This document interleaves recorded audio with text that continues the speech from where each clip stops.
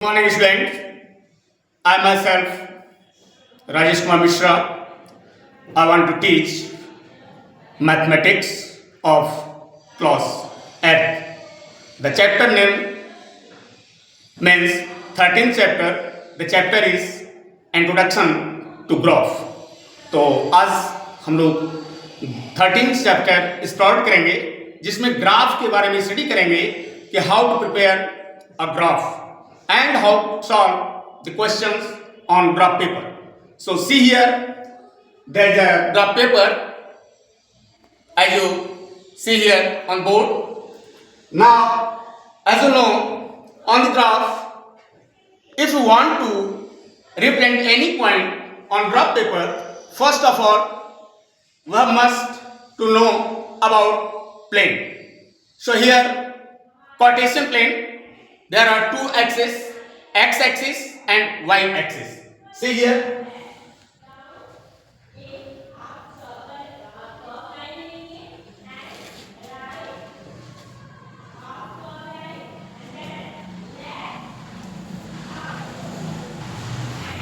This is x-axis, x dash means here there are positive values and in left there are negative values of x, and above y-axis, see here, y dash.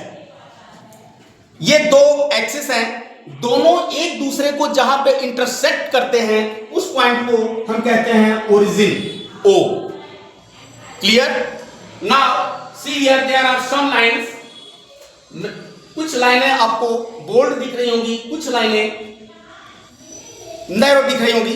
तो ये जो board है हमको इसी से main मकसद होता है, इसी के थ्रू जो है हम लोग ग्राफ प्लॉट करते हैं. तो अब हम यहाँ पे बताना चाहेंगे कि यहाँ पे चार पार्ट हुए हैं, दोनों एक्सिस एक दूसरे को जो इंटरसेक्ट किए हैं तो चार पार्ट बना है. एक ये पार्ट हुआ, दूसरा ये पार्ट हुआ, तीसरा ये पार्ट हुआ और चौथा ये पार्ट हुआ.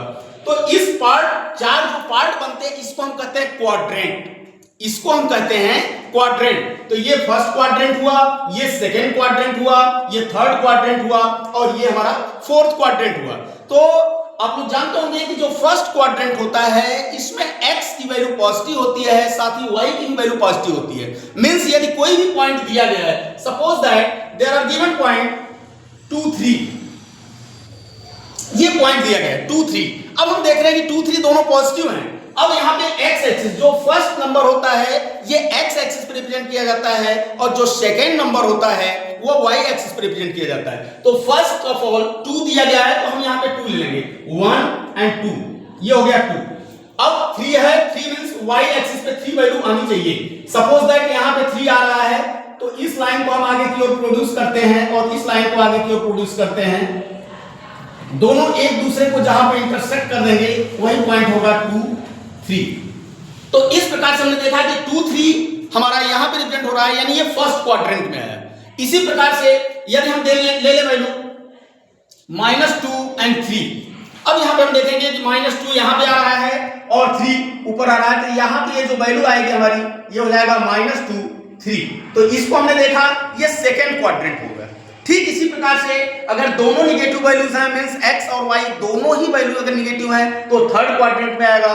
और यदि x पॉजिटिव है और y निगेटिव है तो ये हमारा आएगा फोर्थ क्वाड्रेंट में. तो इस प्रकार से हम किसी भी गिवन पॉइंट्स को ग्राफ पेपर पे इजीली प्लॉट कर सकते हैं, उसके क्वाड्रेंट को बता सकते हैं. तो इस बेसिस पे हमारा 13th A और 13th B, 13 पूरा चैप्टर हमारा इसी पे बेस्ड है.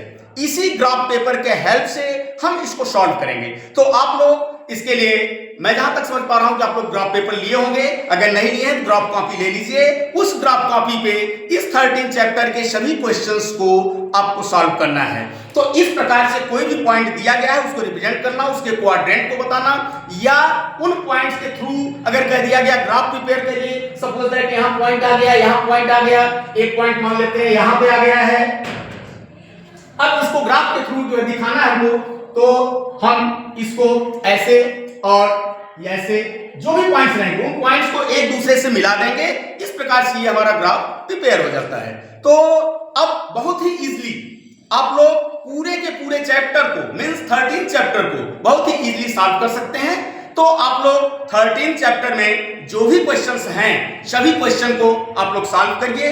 यदि उसमें कोई किसी भी प्रकार की प्रॉब्लम आती है तो पर्सनली आप लोग आकर के स्कूल में हमसे मिल सकते हैं, उसके बारे में और डीप जानकारी ले सकते हैं।